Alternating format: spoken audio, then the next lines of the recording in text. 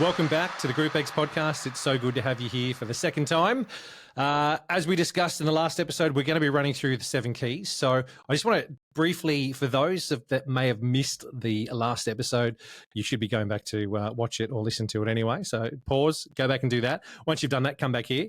Boys, we'll quickly run over I suppose, what we're going to be doing for everybody over the next couple of weeks. Yeah. Last week we spoke about, or we sort of went into detail around what a GROUPEX manager needs to be looking at, and how what we're doing here is not so much a course, not so much going into a lot of detail, but giving people enough detail so that they want to then jump on and do the online GFM course that Les Mills has on offer. And then obviously to reach out to you guys in the business partnership team to get more information if they can as well. Yeah. So the first key we're going to run through today is creating a scoreboard. So, Sammy, I'm going to throw it to you first off, if you don't mind, and just say to you, what does it mean? What is creating a scoreboard? Give us a detail about that, if you can, on what it means for key play number 1. Yep. And between Dan and I, we definitely love a statistic or two, and potentially an Excel spreadsheet. I was definitely known in my last role for Excel spreadsheets. But it is more than just a spreadsheet or a numbers sheet in your studio. Creating a scoreboard realistically is all about being able to monitor your success of your group fitness program, which again feeds the business. As we spoke about last time, one of the most important parts of your facility, if you offer it, is group fitness. It's a great retention tool. It attracts people to your club. So being able to actually measure the performance of that department outside of the wage line that goes out every fortnight, every week, is really important. So there's a number of different things that we look at when we talk about creating a scorecard, but essentially it's all about being able to measure that success of your department. Okay. So I remember there was a saying that was someone Drucker, Peter Drucker, Jeffrey Drucker, I can't remember his name properly, that it was if you what was it? If you can't, I can't even remember it now. If you can't measure, you can't. If you can't measure, you can't manage. Is that it? If you don't measure, you can't manage. Yeah, essentially that's right. It's you can't manage what you're not measuring, right? Yeah. So if you don't know what your group fitness attendance is, you don't know what your key club numbers, KPIs are, then how can you possibly manage and make decisions, informed decisions based on, as I said, I think I referred to it last time, if you're not recording these numbers and got a clear understanding of what is happening and seeing the trends develop, you're relying on hope or a gut feeling to make decisions rather than accurate data. Yeah. So I want to ask this question. This is throwing this completely left. We measure attendance, and for a business, yeah, that's great. But from a member's perspective, let's be honest, they don't really care about attendance. From a member's perspective, they'd be caring about their own results. As a business, shouldn't we also care about their results as well as the results of what the business is doing? Yeah, it's a fair comment, but you know what? It's actually interesting when you say members don't care about attendance. There's a really interesting stat in the OGFM that talks about 59% of your current membership is actually concerned about their attendance or is dissatisfied with their current level of attendance. So attendance actually is a big thing with members as much as it is about the business metric. It's really important. It is an important conversation or an important topic for members as well. Yeah, no, cool. It just popped into my head, and I just wanted to throw that up there just to sort of go, hey, what I understand from what we're doing here, the focus is about attendance and helping clubs with it as well. But it was also, as a member, I look at it differently. I'm not so much interested in what you're doing as a club. I want to know my results, and I think there are ways that obviously clubs are looking at today to program specific classes at specific times, which I'm sure we're going to go into over these keys over the next couple of weeks, so that the members get better results as well as what we're actually doing. So, but I'm going to park that. We'll move it back over to the scoreboard stuff for what we've been talking about. So, Dan, I'll throw this to you. What is the first step to creating a scoreboard? What do we need to do to start off with? Yeah, it's so simple, but it's something that clubs can struggle with so easily as well. So there's really three key numbers that a group fitness manager and a club manager and the powers that be need to be looking at. And you can make a lot of decisions and understand a lot about your business based on those three key pieces of data. And those three numbers are: what's the club membership size? What's your weekly, monthly, fortnightly participation to the club? So attendance to the club, individual swipe throughs the door. And then what, as a percentage of those total club member attendances, how many are going into the group fitness space? And with those three numbers, you can make a lot of, you can determine a lot of, you can see a lot of trends. You can determine a lot about the health of your group fitness department, as well as the health of your club overall. Okay, so we're gonna look at those three figures. How do we, as an example, I'm a club that's just opened up, and I've got this throw figure 2,000 members on my books that they come through, they do all that kind of stuff. Is there when they're swiping in at reception, is that how I can actually get my data from the software that we're using? I'm going to be able to report on that to say, yep, between a certain time and a certain time, that was how many people came in. Is that what's going to be happening in most cases? Yeah, absolutely. I mean, all clubs have got a CRM software of some description, so that's measuring obviously how many people scan through. You can break it down hour by hour or week by week. I mean, my suggestion would be to look at your total club membership and see how many times a week your members are scanning in. And we know the magic number is 2 member visits per week, which leads to a well-retained membership. So that should be the goal that all clubs strive towards, is if you can have every member of your club attending 2 times per week, then you're going to have a very well-retained membership base, which allows you to focus on acquisition and things like that, rather than focusing on trying to just stem the flow of cancellations. Okay, cool. So from the reception area as such, with the main CRM we're talking about, that's where we should be able to grab that data to say who's coming in and obviously how many members we've got. Yeah. What's the next one we're talking about is in attendance. What's the easiest way for clubs to record the attendance? What are we doing in Clubland at the moment to record attendance? Is it just written down on a piece of paper? Is it done computerized? How is that done in different places at the moment? Sam, can I throw that one to you? Yeah, and it's really dependent on the club and what resources they have available to them. Some clubs still use the numbers sheet in the studio and manually record it. Other clubs that I've worked for in the past use an app system, so something where a member will book in and then an instructor will mark off the attendance. And you can go all the way to the top end, the sort of, maybe call it the gold standard, because it's probably the best kind of software you can get, and that's what Les Mills New Zealand use, actually, which is a computerized system that will basically monitor the amount of people that are in that studio based on the occupancy of the room. So it's not so much an AI where it sees faces and things like that. It literally just measures how many people are in that room. Yep. Okay, so then that'll give us data that we actually need to say, okay, as you said, X amount of people have come into the gym today and X amount of people actually went into group exercise. So we start with those figures and looking at, okay, let's just throw an example out there. I have my 2,000 people. I had 100 people come into the gym today, of which 50 people went into group exercise classes. We know those figures are a bit weird from what I've just said, but it gives people an understanding on what we're trying to get across with that.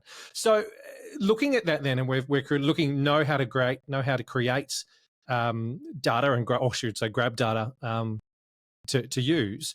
What do we need to look at, and how do we use it? What do we do with it? We're grabbing it.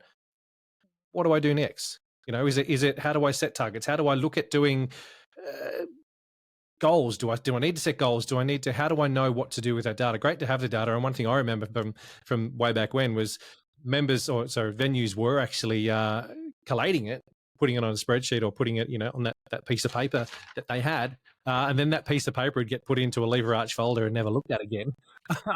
So, what do we do with it? Dan, I'll throw that one to you. What do we do with that data now that we've got it?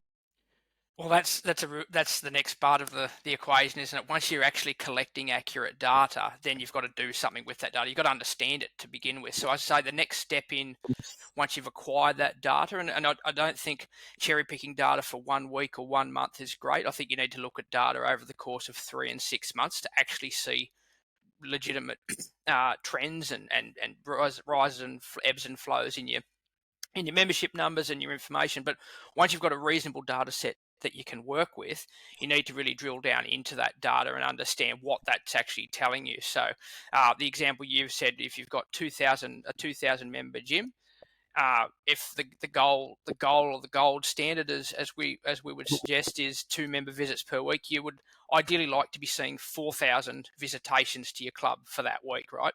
Yep. If you're not seeing that, once you've analysed that data and you're seeing maybe 2,500, 3,000 members, you can then say, okay, we've got a situation where members are attending, but they're not attending as frequently as perhaps we'd like them to. So what's the next step? We've got an average member attendance per week to the club of, say, 1.5 visits.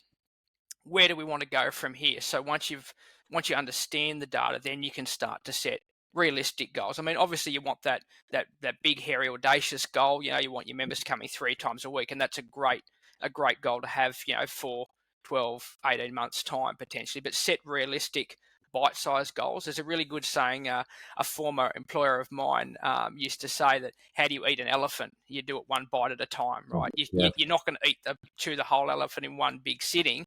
You've got to start to break down your objectives into smaller, attainable goals over a period of time. This is the GROUPEX Podcast.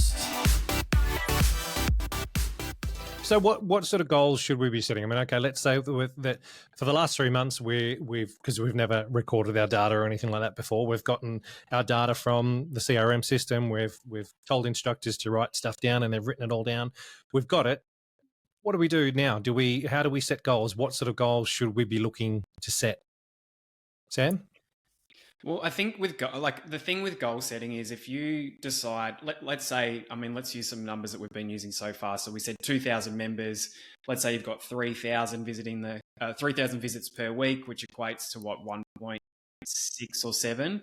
So what you would want to do then is work out where you want to take it next. So let's say we want to go from, and let's say our group fitness is 17%, and we want to go to 20%. That 3% jump can be quite big if you look at it from an overall perspective. So what you would do then is actually take that bigger goal of a 3% uplift and cut that up, because what actually happened, I've had this conversation with a number of GFMs. You look at that 3 or 4%, it looks like a really big number. It can be between sort of 20 and 70 people most of the time. But if you've got a timetable that has, and let's use the number 70s, let's say we want a 70 increase. You got 70 classes. That's 1 extra person per week. 1 person per class. That is a really achievable thing. If you went to every instructor on the timetable and just said, all I want you to do this month is just grow your class by 1, that's a lot easier to if you think, if we use the elephant analogy, we've gone from this big African elephant to this little teeny tiny elephant. We're not condoning eating elephants here, by the way. No, not at all. But it's an analogy that's been around for a long time. It's about breaking those goals down. So starting with the big picture, and then it's almost, you think of a funnel, right? You start with the big wide top of the funnel, and as you bring it down and narrow it down, it just makes it a lot easier to attain. So for any GROUPEX managers that are engaged with us and listening at the moment, is that a target they'd be setting with the club manager or the owner of the gym to sort of go, okay, you know what, we're as we've said, 2,000 visits or 1,500 visits, whatever it is, over the next 3 months, we want to see that grow from 1,500 to 2,000. Is that a conversation that's going to be had with centre manager or club manager and GFM, or is that just something that's going to be happening at that senior management level? Dan? Look, well, it's something that the GFM absolutely should be aware of, because realistically they're going to be in a very strong position, again, if they've got the correct number of hours or a reasonable number of hours in a week to look at this stuff and actually affect some of these changes. They're going to be best positioned to support the club with these goals, right? So it's absolutely critical that if the GFM's not actually setting these goals, that they're very much involved in the conversation around how they're being set and what that looks like moving forward. Because we know, the average club has 30, 35, 40% of their members using group fitness. Now, that's an enormous number of people that the GFM has the ability to affect or alter, which will lead to ultimately the goals of the club being met with regards to attendance as well. And everyone has to be cool. on board So I'm with getting fostering too, right? So, from everyone from the club manager or senior leadership team all the way down to, your group fitness instructors, receptionists, the cleaner, like everyone should be involved in the goal setting piece, because everyone has the ability to influence that, whether it's a receptionist having a conversation with a member who comes in and says, look, I'm really struggling to get results. What do I do? That's someone they can influence into a group fitness class. So it's got to be everyone, right? Yeah. Okay. So we should be setting short-term and long-term goals, right? So we're saying that we want to increase it over this year. We want to double our group fitness attendance from what we're currently seeing to what we want to see this time next year, and then break those things down individually, where it's monthly, quarterly, whatever it may be, so that then we can then pass that detail on to our GROUPEX instructors so that they know what part they're playing in the big picture. Is that right? Exactly right. Cool. Righto. Absolutely.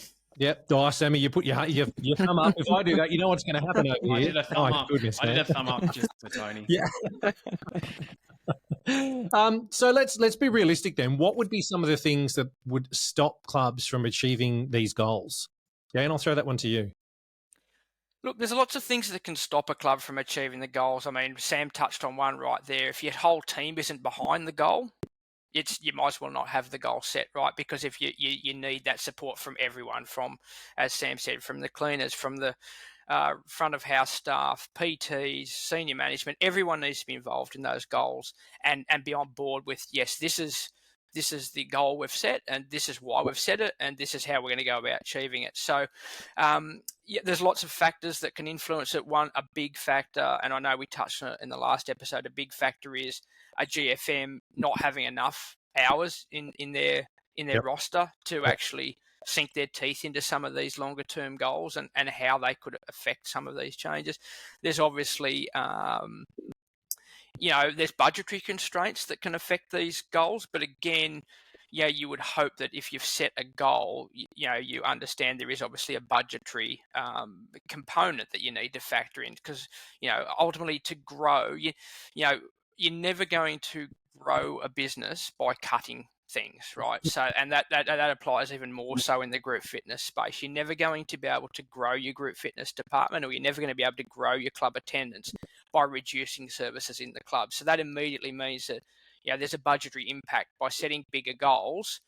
There's potentially some impact that you're going to have to put your hand in your pocket and spend a little bit more money to achieve those goals, to provide a service or to provide a value to the customer to get them coming more frequently.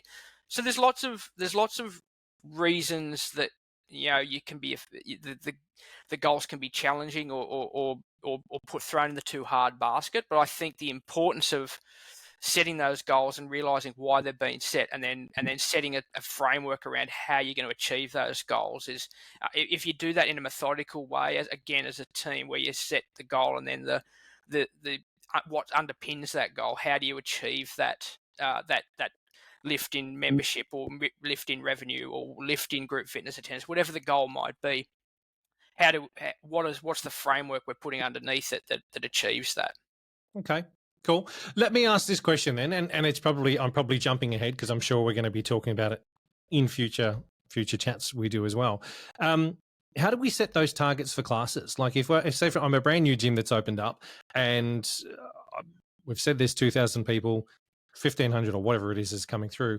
How do I give my instructor a target of what I want them to achieve? What's the best way, I suppose? What are the things we need to look at when doing that? Sam, can I throw that one to you? Well, if your class is getting 2, it certainly wouldn't be to jump from 2 to 50. So it really needs to be, they need to be SMART goals. It's only week 1, Sam. I've just opened the gym, mate. It's week 1. Come on, give me the gym. And now, Dan, your RPM class needs to get 50. 50. No problem. Honestly, With 30 bikes. Yeah. It can't be a pie in the sky number, right? It has to be something that's, we use the acronym SMART. So specific, measurable, attainable, realistic, and timely. Is that am I right? I'm pretty sure I'm right. Close to anyway. I like it. Sounds good. It sounds like I know what I'm talking about when I say that. So maybe edit it out if you need to, if I'm incorrect. But it has to be realistic. We'll roll with it, Sammy. We'll roll with it. The most important thing is to be realistic, right? You don't want to be setting targets that are demotivating. Goal setting, if done right, is should be a really motivating thing. It should be something you're really striving to achieve. And actually, I would hope that I remembered the SMART thing, because that's what we were just talking about in my meeting with my boss today. So, so there's obviously that factor that, making it a SMART goal, but also a lot of clubs utilize a system, and we talk to it as well, of the time of day. So different clubs will have different peaks and troughs to suit the demographic. So, for example, you might have a club in the CBD, and Tony, I know you used to work in the Sydney CBD, so you'd attest to this. Lunchtime would be your biggest time of the day. So your targets for lunchtime will be very different to your targets at 7 o'clock at night. And on the flip side, if it's a suburban club and most of your members train morning and night, you're not going to give your lunchtime classes the same targets. So we utilize generally 3. So your peak time slot. So again, if it's a CBD club, your peak would be your middle of the day. It's the time that the most members are in the club. You've got your shoulder, so they kind of sit around those peak classes. And then the last one is called a service class. So we know when we're trying to attract members, sometimes we need services that maybe don't perform exactly the same as a peak class. However, that's the kind of class that a member would sign up for. So, let's use lunchtime in a suburban club. You might only get between 5 and 15 people. However, if you've got those same amount of people turning up week after week, and that class is really important to have on to obviously keep those 5 to 10 members engaged, but also to attract someone who might want to do lunchtime classes in the future. Those classes are always also as important. So when you utilize those 3 things, so peak, shoulder, and service, you would just set targets to suit that. So again, you wouldn't make a service class a 50, for example, with your 30 bikes. Cool. So now we laugh at that, and I know that it's probably, most people get it, but that, I suppose, is another thing we need to take into consideration when setting targets, right? If you only have 30 bikes, you can't set a target for 50. You can only set it on what equipment you actually have. And I can see both of you smiling there, thinking, yep, Tone, we get it. But I'm going to throw it out there to some people that if they're brand new to this, they may not completely understand that, which is why I wanted to throw it in there. Not only that, but I think it also comes down to the size of your space. Yeah. So let's say we're talking about a class like body attack as an example. How many people can you fit into a body attack class? Well, it all depends on the size of your room. Can your room only fit 15 people, or can your room fit 30 people? But I think the other thing I'm trying to get at here is your target doesn't need to be the capacity of your room. Yeah. The capacity of your room is the capacity of your room, which doesn't need to be that, if I've got 30 bikes in my cycle studio, not every single class has to achieve 30. As Sam, you touched on, then you've got peak, off-peak or peak, shoulder, and your service classes that need to be taken into consideration. If I go back to the attack class for a second, what would we, my room could probably, let's say my room can hold 50 people doing pump. What should I set my target for a class in that space that doesn't have equipment? Dan, can I throw that at you? Yeah, look, that's a tough one to answer, and purely because it depends a little bit on the demographic coming to those classes, right? So obviously pre 2020, I won't even say the C word, but pre 2020, that there was certainly a theory with most clubs was really to shoehorn as many people that you turned up, you got a spot, right, within reason. If you could cram them in there like sardines and get 60 people into a room that realistically could only fit 55, you did it. I think that mentality has changed a little bit, and I think people and I speak about, members particularly like a little bit more space now. They like the ability to go in and have their own little area and be able to perform attack or combat or whatever it might be with some room where they're not worried about running into someone or bumping into the person next to them or in front of them. So it's really important to, again, understand your members, right? Yep. Some members will have no concern. Just I want to start. Get me in there, jam me in. Don't care how busy it is. And other members again will have that. Oh, I like a little bit more space. I'm not still not completely comfortable with being right on top of the next person next to me. So difficult to give you an actual number figure, but I think again it's really important to understand your members, understand what makes them tick and what their sort of preferences are before you set those numbers as well. This is the GROUPEX Podcast. So as a guide, could we say that it's one person per square meter? What? Can't speak that out one. One person per square meter would be a figure just to sort of give them a bit of an understanding on how many people could fit in that room. Obviously, taking into consideration, we've got pump racks, you've got your stage and all that kind of stuff. Was that sort of a figure that we could work on one to say maybe 1.2 square meters per person? It's a good question. I have a feeling, I vaguely remember, and you might need to edit this out. I think it's around one person per 4 square meters is roughly the number. But Sam's been it's been more recently in the club side of things, so he probably has a better idea on what sort of group fitness class allowances for space there is. Yeah, I think it's really dependent too on the OHS requirements for the site as well. I definitely 4x4 does definitely ring a bell for me, but it's really difficult for us to kind of give you an exact figure just based on a few factors. Tony, probably one is OHS. Number two is just the way that the club is set out in terms of what equipment is required and things like that. But I think the other factor too is the C factor. Different states have kind of obviously adopted different ways of measuring out their room based on the last few years. So apologies, it's a sort of a roundabout politician answer. Look, it's conversation to get people thinking about it and get people to look into their own stuff as well. So what I would say to any clubs that are out there listening, whether it's managers or owners, suss it out, have a look at your room and see what's going on in that space, and bring the attention back into the studio to look and go, okay, cool. If we're getting 40 people, should we really have 40 in there? Can we get 50 in there? Have a look at it and see what's going on. I don't think there's no cookie cutter approach on attendance. As we've said, it's about size of the space, your equipment, all of that kind of stuff that you need to look at to make sure that you set those, set those targets correctly, but make sure that you realize that your target is not what your capacity is in the space. Yeah. Cool. Now, boys, is there anything else on that topic do you think we need to delve into, or can we just say to people, hey, you want to find out more, get on and do the OGFM?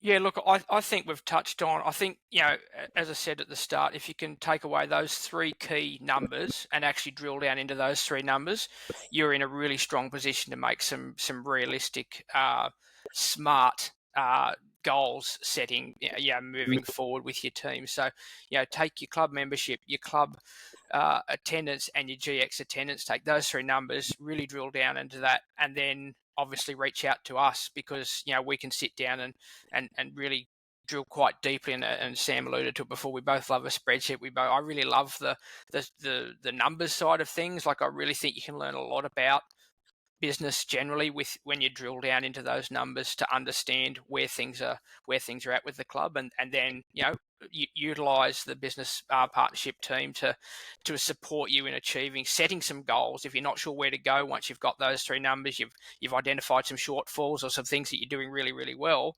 That's great. How do we leverage off those things you're doing really well and turn the things that maybe aren't going as well around into a positive news story as well? So that's where the business team and the OGFM course is really, really, really, really helpful to get you to take that next step. Yep. So have you got anything you wanted to add to that?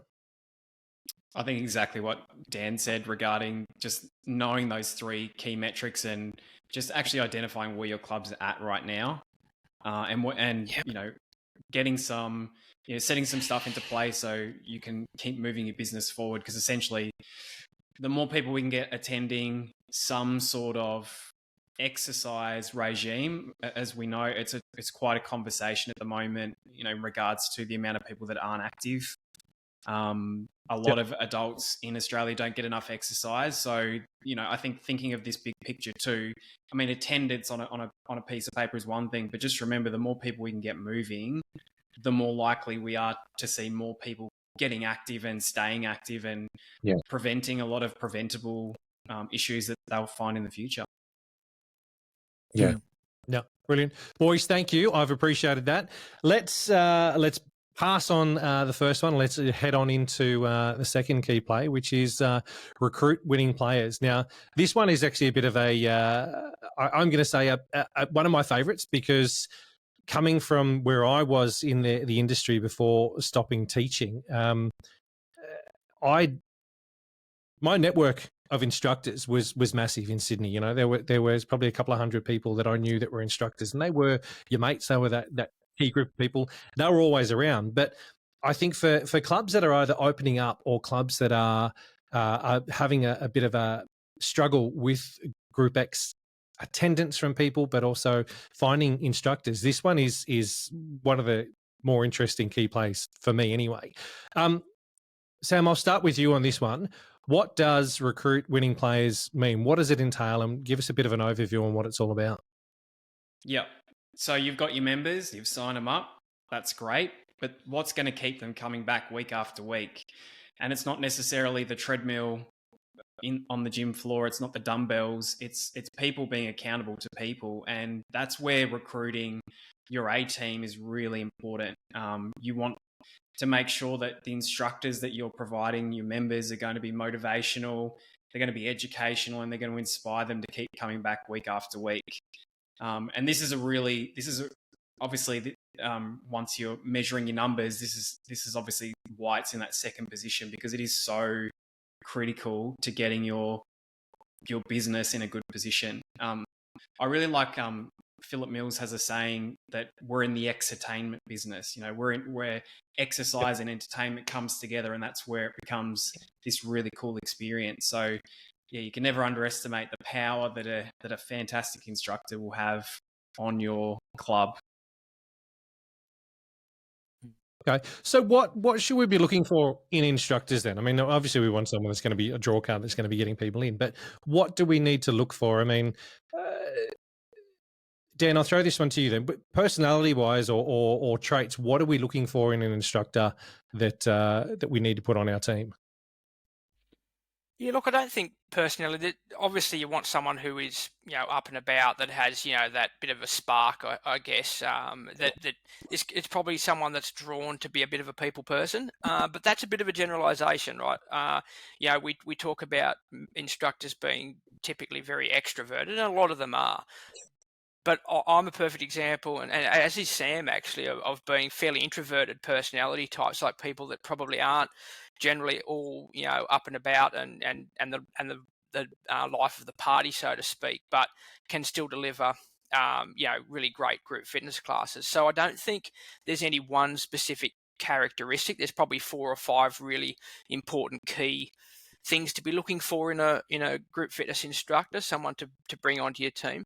But I think before even looking at what that instructor should look like, the question goes back to where should you be looking? And I think that's I agree with you on the key play too. It's probably one of the most rewarding things as a GFM when you get it right, but it's also one of the most daunting things, because it is, you can sit there and think, geez, where is my next body pump instructor coming from? How am I getting this person or a new person I've got a hole in the timetable, I need to fill it, but I don't have someone to fill it. So it can be a real stressor for group fitness managers. But when you identify a person who you feel like would be a good fit, and you send them through the training and they come back and they're all really keen and motivated to get started, that's a really rewarding part of the job too. So that's probably a very long-winded way of saying I don't think there's one key characteristic or one key personality that you should be looking for. Yeah. I think there's a number of different characteristics in a person that would make a great group fitness instructor. Yeah. Sammy, I'll throw this to you then. You're obviously initial module trainer as well. What are the keys that we're looking for as a GROUPEX manager when we're looking to recruit instructors? Can you give us a bit of detail on what we're looking for with that? Yeah. So with Les Mills, we have these things called the 5 key elements, and this is where I'm going to have to define both of these things, because what I'm about to talk about is more about the things that you would look for when you're looking to recruit instructors. But choreography or workout plan is key element number 1, technique key element 2, coaching number 3, number 4 connection, and then number 5 performance. So they're 5 things that we've identified within our programs create a great group fitness experience. What I want to talk about, though, is the 5 different types of instructor or star or qualities that you might look for. So these are 5 key things that we can, when you're either teaching a class or you're interviewing someone, or you've found an instructor online that might want to teach for you. These are the sort of things you can look for. So the 5 things are, I'm going to read them off the page here. So technique, coaching, communication / connection, performance, and lastly, choreography. So let's start from the top. So from technique. So it's obviously a big part of what we do is, and particularly in the Les Mills world, some programs, like your large functional training studios and things like that are not as much a visual piece as it is in the Les Mills world. But within the Les Mills world, we're very big on leading from the front, right? So being able to lead from the front starts with a really base level of great technique. So the first thing that you want to look for is when you look at this person and you see them role model the program that you want them to teach, do they role model the program really well? So generally my experience from I guess the shoulder tap, so when you tap someone on the shoulder and say, I think you'd make a great instructor, generally those people have a really great way of moving. So for indoor cycling, they ride really silky smooth and they role model really great resistance. They look like they're super fit. And when I say fit, I'm not talking about the external. I just mean fit. Like I've seen if we just sidetrack a little bit, because I don't want anyone to be confused with looking like a air quotes athlete. There are many shapes and sizes that come with instructing, and you don't have to be one look to be an athlete, right? So I think it's a really important thing to bring across. So when you're looking from a technical perspective, do they role model really, really great technique for the program that you're looking for? The next one's coaching. So regarding coaching, this is just the ability to lead someone through the workout and help them make it, almost get a good understanding for the movements, but also take them to the next level. So there's a difference between instructing a workout and actually coaching a workout. So you want to look for, and you can look for these people within sort of dance teaching classes, coaches, school teachers are generally really fantastic instructors. My wife is a school teacher, and she's a wonderful instructor. Hopefully that gets me some brownie points for saying that. Physios, personal trainers, you sort of want to look for someone that can coach people through a great workout, because people love, one of the things that we know from research is people not only want to know what to do and when to do it, but they want to know why and the benefits. And that's where a great coach comes into play. Communication skills, obviously, that's a super important thing. So you want someone that you can hold a conversation with. They're going to be in front of your members, maybe at 5 a.m. in the morning, maybe at 6 p.m. at night. And you want to kind of give them the same experience no matter where they go. I think a great instructor can teach at any time of the day and draw in members. So being able to communicate with them in a professional way, but also make them feel like a part of a community as well. And that's why it's communication / connection, because you might be able to have a conversation with someone, but can you actually connect with them and make them feel like it's the best part of their day coming to your class? I think of many examples of members, running in the door late by a couple of minutes because they just want to escape their world and they want to jump into your class. So you obviously want to be a little bit empathetic towards that situation as well. Performance. So you can look for people at a variety of different areas. It could be going to a theatre group, and a lot of the original Les Mills instructors came from like a performing background. Not saying you have to be a performer, but sometimes those performance skills can give you the edge. People who enjoy social interaction, you don't have to be an extrovert to enjoy a social interaction. Extroversion, introversion. Some of the best instructors I know are introverted but can pull out the extroversion when they need to. I don't like to pump my own tires, but I'm probably a good example of that. I'm naturally quite introverted, but again, like Dan said, can sort of pull it out when I need to. Yeah. Also, people who are great at service as well. Performing is not necessarily performing a show. It could be, just providing a next level service. And there's a lot of people. If you think about, let's say you're looking to recruit someone for front of house or as an instructor. If you walk the city, you will see so many examples of people who are selling for charities who are. And you think about those people, that they will absolutely make a beeline for the person with their head down on their phone. Like the amount of times, you might be just trying to get 5 minutes and you're trying to avoid them, and they'll make a beeline for you. And that's the type of person that actually will probably make a great instructor. So they're everywhere and anywhere. True. I think I'd take that one on board. That's a bloody good place to try and find instructors if you're out and about, especially in the city CBD area, because there's those guys out there selling so much. That would be an amazing place to start looking. But sorry, I got you sidetracked. Then go for your next one. And even like street performers, right? Like they're probably looking for work as well, and maybe that's something that they could get into. A lot of time and effort goes into even recruiting like your membership consultants and things like that. So that's actually a method that we use, not street performers, but those sort of people that are doing is it called, it's not called spruiking, but like working for charities and things like that. We actually used to have conversations with those type of people because they do make, they're really great at having conversations, and that's the type of people that you want. You can teach anyone skills, but you cannot teach like that personality. That's really crucial. Yes. So true. So true. Yep. The last part is choreography. So, like we're talking instructors in general here, but if you're using a freestyle product or program, you want to make sure that person can put together some really great choreography because, as we know from our programs,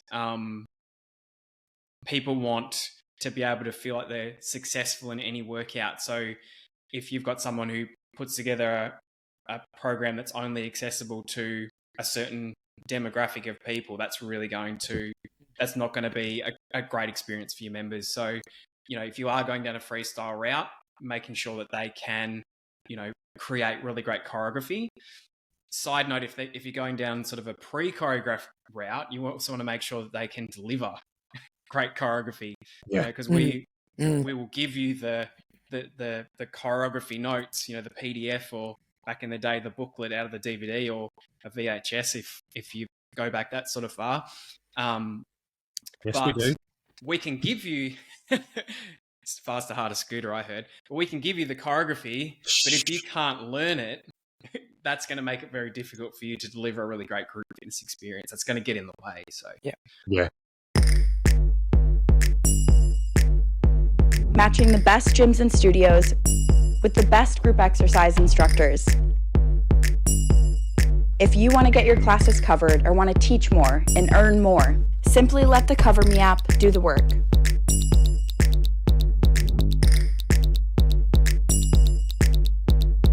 No more WhatsApp groups and social media groups, no more chasing, only relevant, personalized notifications. Just check in at a club, an invoice will be automatically generated, ready for you to get paid. It takes just a couple of minutes to create a Cover Me Professional profile.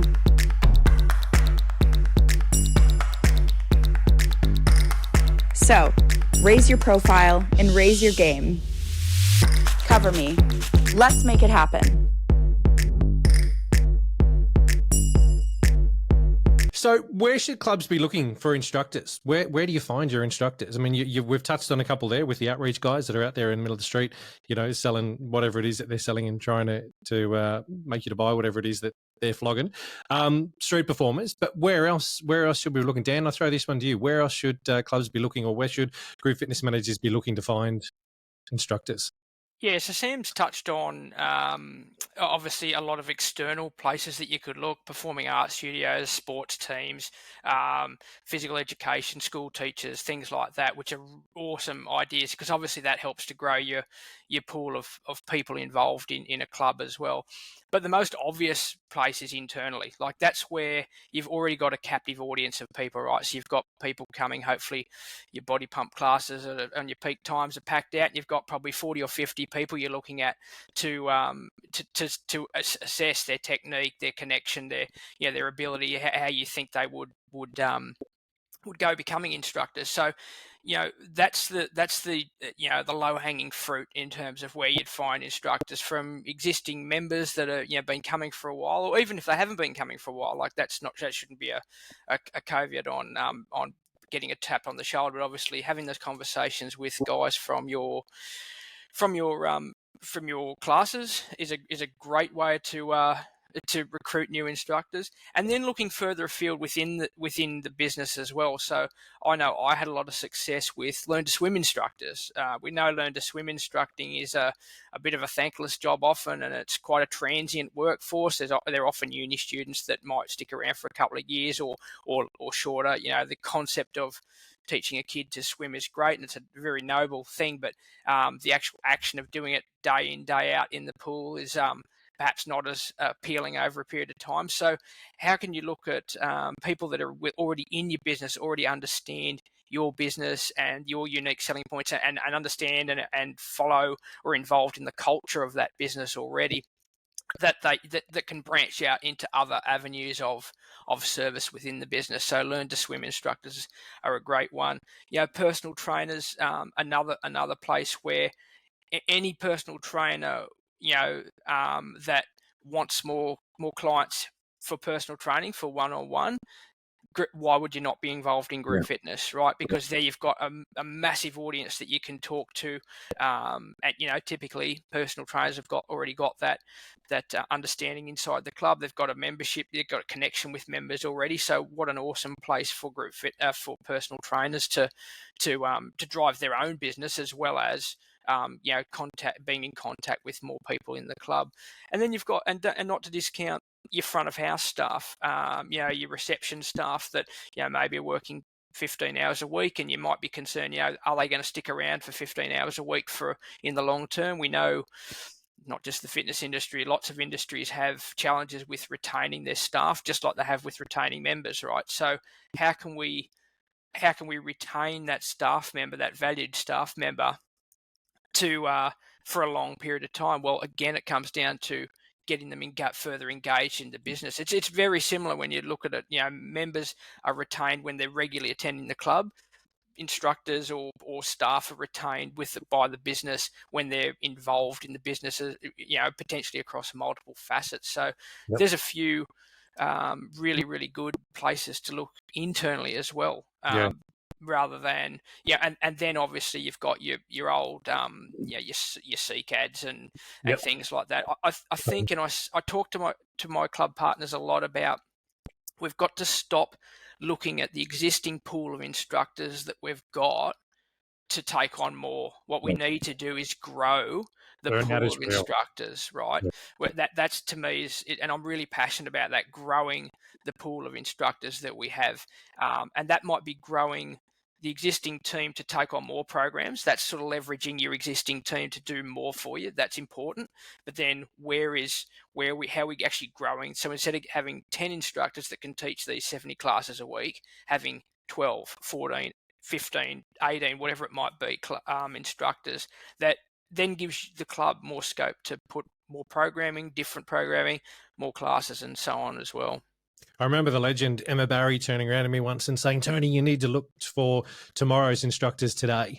And that was a one that always sat with me. Yeah. Was, you need to be constantly looking. And I suppose the next question I had, which I was going to throw at you guys, was how much time should a club spend on recruiting? I mean, do you just go, "Oh, look, we'll only do 2 hours a day," or what? Sam, what would you suggest to club? How often should a club be looking for recruiting staff? ABR, always be recruiting. It should be a constant. Dude, I love that one. ABR.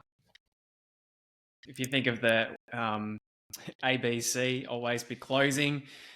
Within management, it's always be recruiting, and you never know when your favorite instructor is going to unfortunately have to leave for could be a variety of reasons. Could be moving houses, could be moving areas.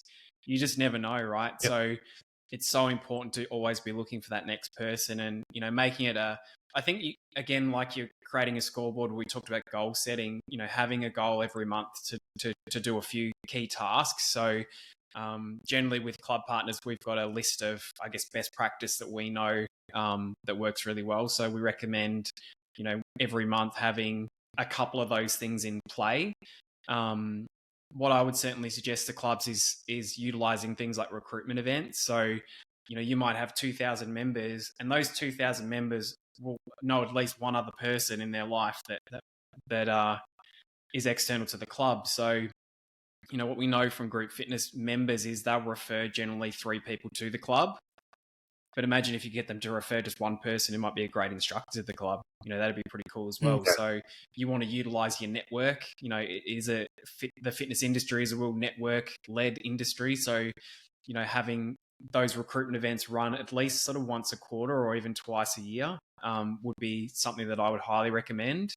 But certainly always be on the lookout. When you're doing your groceries, who's at if you're at the self-serve checkout, there's always one person at least walking around.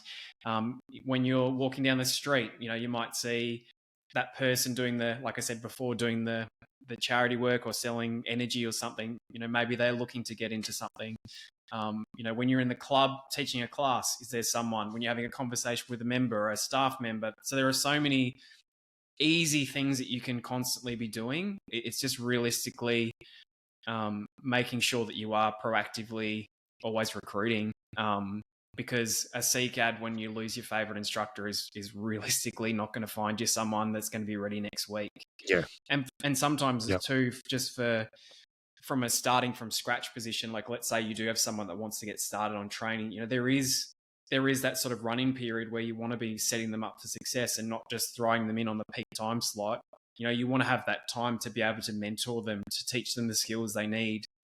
Because ultimately what we teach them, even for Les Mills at initial module training level, yes, we are teaching them the basics to teaching classes, but you need time in the saddle to be able to craft your skills and so that you can jump in on any time slot and make it successful.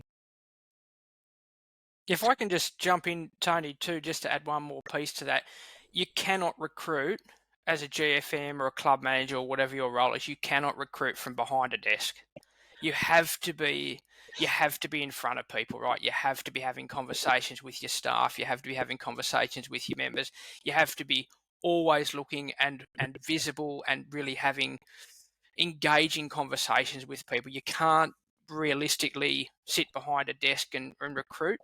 I think we've both sort of mentioned that realistically online is maybe not as great a tool as maybe it once was, to be honest with you. I think it's something that you really need to be front and center with your members, with your whoever it is that you're talking to, and really engaging in those conversations regularly and always looking, I think, as Sam pointed out, always be recruiting, always be looking for that next talent. Because, I can give plenty of examples where I've thought, I'm good to go. I've got plenty of body pump instructors or plenty of body balance instructors. No worries. I'm not looking for a new pump instructor for a while.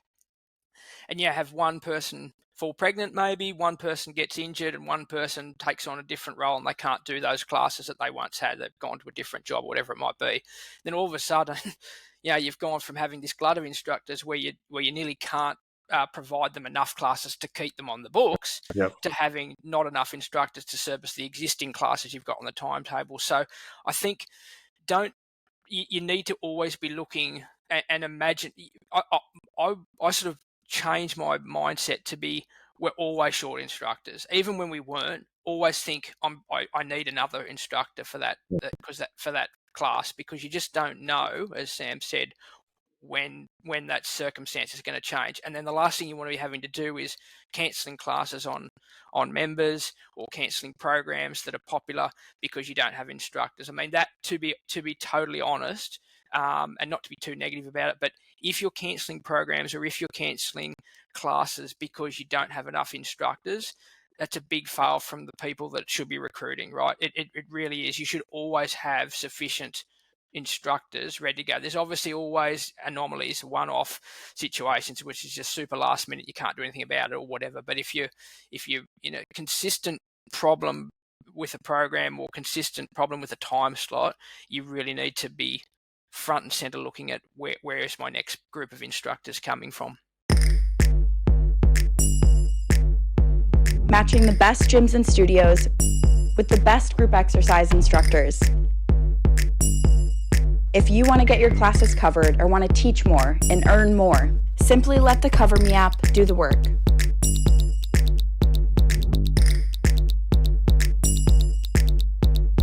No more WhatsApp groups and social media groups, no more chasing, only relevant, personalized notifications.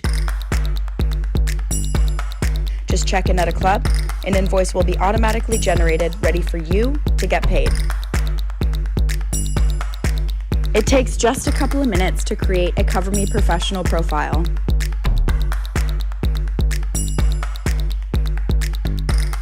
So, raise your profile and raise your game. Cover Me. Let's make it happen. Yep. So whose responsibility is it to recruit? Everyone's. Well, it's a good question. That's.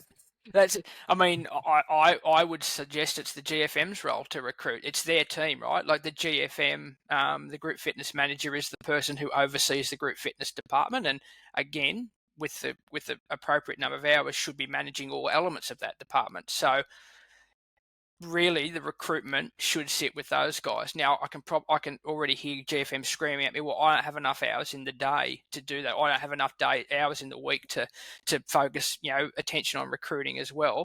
That's a conversation you really do need to have with people that are giving you the hours you've got, to be honest, because the reality is, if you don't have enough hours to do that recruitment, you need more hours. It really is that simple. You can't rely on a club manager, or you can't rely on a HR department to necessarily recruit for you. They can support the recruitment, of course, but you know as a GFM what you're looking for in an instructor, as we've talked about. So it really does have to come down to the group fitness manager managing that team, and part of that is managing the recruitment of that team. Yep. I'd also throw out there too that everybody is responsible for recruiting. Yep. Now it forms, as you said, it falls directly and wholly solely to that person managing that department. Yep, the Group X manager, you're in charge of that department. But I'm going to say everybody that's involved in that gym, whether it's an instructor, whether it's a janitor, whether it's a receptionist, whether it's a club manager or club owner, everyone should always have their eyes open to the fact that anybody in front of them could be a Group X instructor. Yeah, they could be that one person that walks through the door every day that's a bit flamboyant at front of reception as they're walking in, that's over the top, that could be your next jam or your next dance instructor. There could be some bloke that's upstairs every day that's doing bench press and punching it out, that is so meticulous in what they're doing, could be your next body pump instructor. I think we've got to get out of that mindset of oh, no, as an instructor, it's not my responsibility. You know what? Yeah, it is. It is your responsibility for sure. That you've got to find it. Everyone's got to find it. Everyone's got to find that next instructor that's coming through. On that, we touched on it very, very briefly there for a second. Is social media a good place to recruit?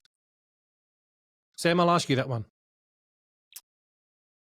Yes and no. I think when I say yes and no, there are a numerous amount of Facebook. Let's use Facebook as an example. There's a numerous amount of Facebook groups that exist that maybe aren't moderated, that could potentially mean that you're constantly posting for an instructor to a group that potentially might not be teaching, might not be in the area, things like that. As I said before, the fitness industry is really network driven in terms of, your recruitment and all that sort of stuff. So I think social media has a great power to be able to reach a large amount of people at once.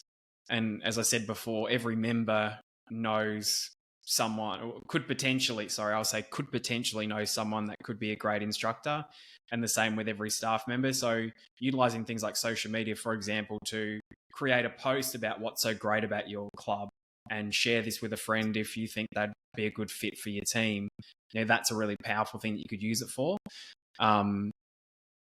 So yes and no, used in the right, like anything, right? You got to use it in the right way to get the best result from it. Yeah. Yep. And I, going back to your point of everyone's responsibility is recruiting. Absolutely.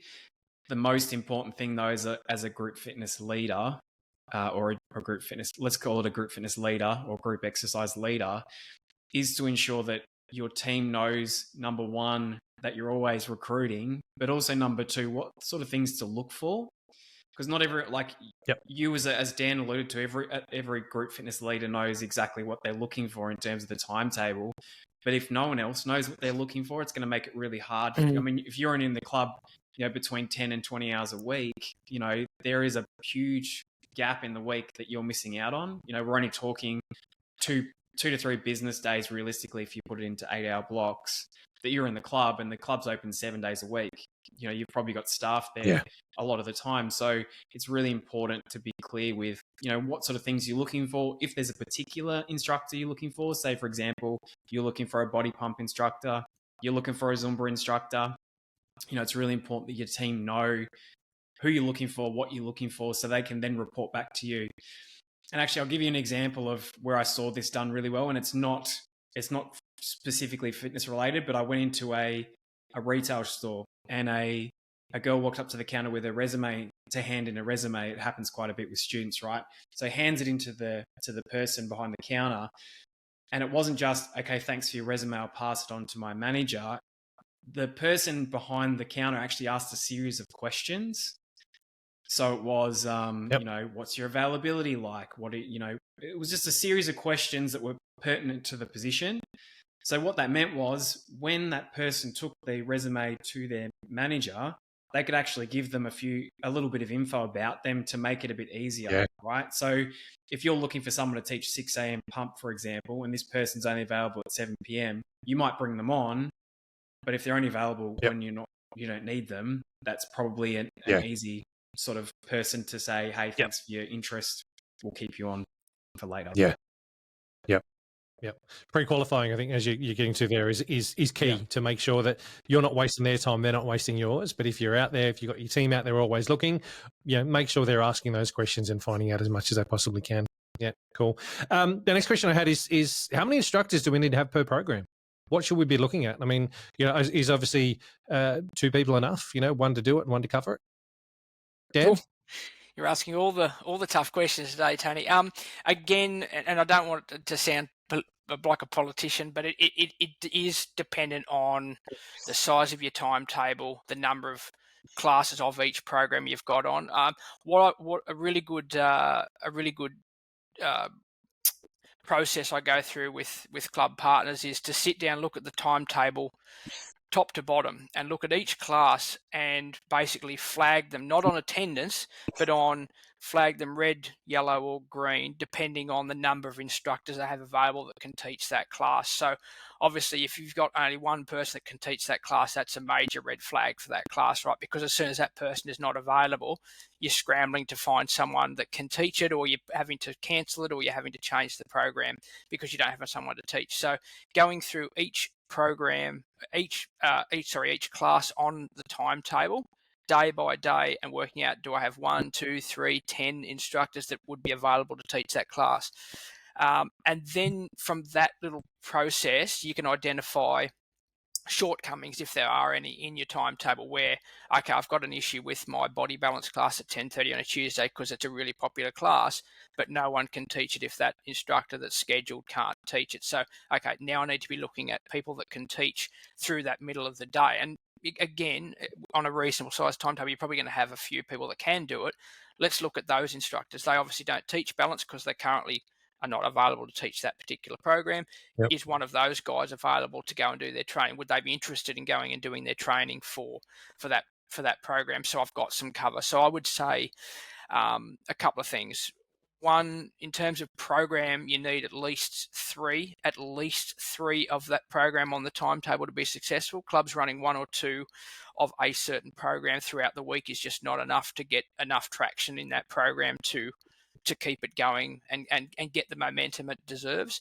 And two, I would never, speaking from experience in a previous role, would never have added a class onto a timetable unless I knew I had at the very least, one extra person that could teach it. So I had my dedicated instructor to teaching that, but there was at least always one person that was available to teach should that instructor not be able to do so. So a little building some redundancy into your timetable to make sure that you've got, you can always run the class. There's really no excuse. So the example I'll give in the club that I managed and was involved in for a number of years in Bathurst, that club had been running for about 25 or 30 years, and this is not an embellishment. They never ever cancelled a class. Yep. Never. Not in 30 years with a timetable of 60 or 70 classes a week. They never cancelled a class, and that was because that we had this built-in redundancy to every program. That okay, Sam can't teach today, but Daniel can do it, or Tony can do it. So that's again a bit of a long-winded way of saying if you've got a program that doesn't have a backup, at least one viable backup for that class, then that's a major red flag for that class time slot. Yeah, no, I appreciate that. I think that the only exception to that rule that I would suggest is if it's, as Sam was talking about earlier on, a service class. You know, you may not have three of those on a week. You may only have one or two. You know, if it's a specialized jiu-jitsu class or a specialized Zumba class or a specialized something, you know, Tai Chi or something that's out of the ordinary that you're putting on for service members, still make sure you've got it on the timetable to make sure you're servicing those members and make sure you've got at least one or two instructors. But that would be the only exception I would throw into that mix. The last question, which I'm going to throw on this before we end this topic, is how much should an instructor be paid? Now, I think that's the $1 million question, isn't it, boys? It's the topic in our industry that I think has been the bone of contention for quite some time. And depending on how many Facebook groups you're involved with or how many groups you're out there with, there is so much topic, so much talk about it. Is there a guide? Would you guys recommend clubs pay something? Dan, I'll throw it to you first of all. What would you recommend an instructor gets paid or a club pays an instructor, and how would we work that out? So an instructor should be paid what they're worth. And what I mean by that sounds very simplistic, but what I mean by that is an instructor should be paid based on what they're bringing to the business, what they're bringing in terms of foot traffic through the door, and obviously take into account time adjustment factors that we talked about with different time factors of classes and having realistic goals set around that. I really object to this idea, and this is going to be potentially controversial. I really object to the idea that people get paid more based on tenure, based on the length of time they've been teaching at a club or at a facility. I think that's the poorest metric by which to reward your instructors or remunerate your instructors. It's not about how long you've been teaching. It's about how many people, and it's just a crude, how many people are you getting into your classes? So that's sort of the answer to the question is pay your instructors based on their performance. It has to be based on performance. Like there's really very few industries that I can think of that don't pay on a performance basis. So, you know, you might have an instructor that's been around for 15 years, they might be a great instructor, but for whatever reason, they're only getting half a dozen people to their class, right? Does that instructor, because they've been with the club for 15 years, deserve to be paid more than the person who's been with you 9 months or 12 months that's just full of energy and packing out their classes? I would argue no. In terms of a dollar figure, that's super hard to put down. That we've got, clubs that are paying anywhere from, $35 and $40 a class right up to $80 or $90 a class. Again, it's a tough one because it depends on, there's so many variables to that. But I think, again, pre-2020, people were teaching group fitness primarily because they love to teach group fitness, and the money was really very secondary. We're in a position now where we do have shortages in instructors. We have a shortage in personal trainers, whatever it might be. It's not just fitness industry. It's Australia wide. It's worldwide. Actually, the shortages in different industries. We have to start to look at remuneration and how we keep those good instructors. And if you're losing instructors and they're telling you it's because I can go down the road and earn $10 a class or $15 a class more, that's kind of your answer. Be dictated to a certain extent by the market forces around you, and make sure you're rewarding your instructors for a good job. Yeah. Sam, what are your thoughts on that? How much should an instructor be paid, or how should clubs look to work that figure out that they're paying their instructors? What a very interesting question, Tony. Look, that sounds like a political answer's coming our way. Okay, I'm gonna answer this as politically as possible, because I know that there are so many different pay scales, awards, etc. that are out there, and so it's really hard to go, without having sort of a governing body. It's really hard just to go, this is the wage. I think there's a number of factors to consider, and I think Dan's point on how many people you can draw in is very important. Should there be a minimum? Yes. What is the minimum? Probably not for me to answer. But certainly I do know there's a number of clubs that maybe aren't paying quite what they could, but that's it for and again, it's a number of factors, and it's a really interesting market at the moment, just given the challenges with so many things financially. On one side, you obviously want to pay an instructor what they're worth, but on the other side, there's so many different stresses, etc. But that's where, if we come back to that first key of creating a scoreboard, if you sort of don't know your numbers really well, it's going to be hard to be a strong business, to be in a position to be able to really reward your team for the hard work that they do. Because I know so many people instructors are generally really hardworking people, right? So you obviously want to make sure that you're rewarding that hard work, whether that's a once-off little bonus for for hitting your quarterly goal for your class, or whether every now and then you reward hitting your monthly target, things like that. So, all these things kind of play into each other. But I think, in short, there probably should be a minimum. Again, what does it look like? There's probably a bigger conversation that sort of happens around that. But certainly it's an important one, I think. Yeah. No, I appreciate that. I appreciate the response from both of you. I threw you under the bus there when I knew I was going to ask the question to you. There is no right or wrong answer. Yeah, I think there is, as you both said, each club has to look at it case by case. There are regional clubs that can only afford to pay $35. There are CBD clubs that can afford to pay $95 per class. It all depends on where that club is at. Now, until we get a proper governing body to govern everything that's going on within the fitness industry, then I think we can probably look at something. There probably are award wages out there that clubs need to have a look at. So if you're not sure, my answer there is to go and do some research, go and have a look. Don't so much compare yourself on what the club down the road's doing, because, a boutique down the road may be able to afford to pay their instructors $80 a class, depending on what their membership model actually is and how much their members are paying. So look at everything, look at all of it, take into consideration everything you find online. I think there's a lot of conversation about it. A lot of councils I know pay a bit more than independents, but then you've got chains that are paying somewhere in between. So on that, go and have a look, go and suss it out. We're not the space to actually dictate to people right here what people should be being paid. We're not governing body. We're here to talk about it, to bring the attention to people to say, hey, go search it out. For those instructors that are listening, that are sitting there having a whinge and a bitch about it, I totally understand where you're coming from. I totally get it. Being an instructor for so many years, we weren't paid what we should be. And I know that there's so many out there at the moment that aren't getting paid what you should.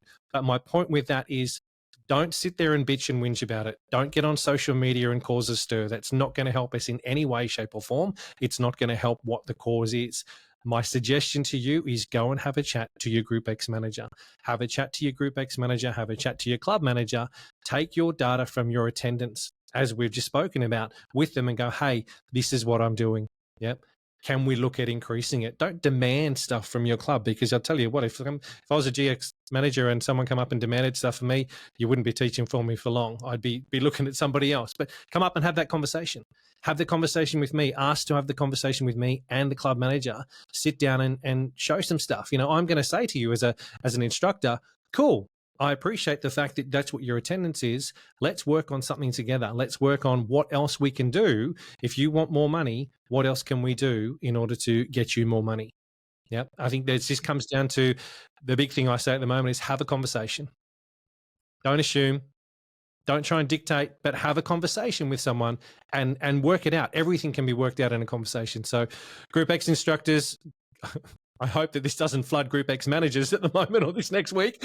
I expect you guys to go and have a chat to your GROUPEX manager about what you're actually earning. And GROUPEX managers, take that person to have a chat with your club manager or your club owner as well and see what you can work out in that space.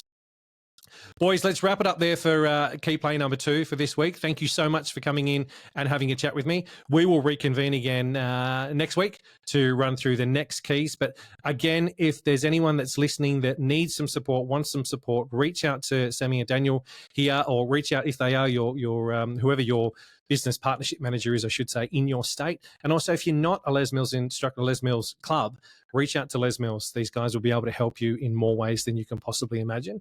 But yeah, next week we'll jump into the other 2. But boys, thanks so much. No worries at all. Thanks for having us, Tony.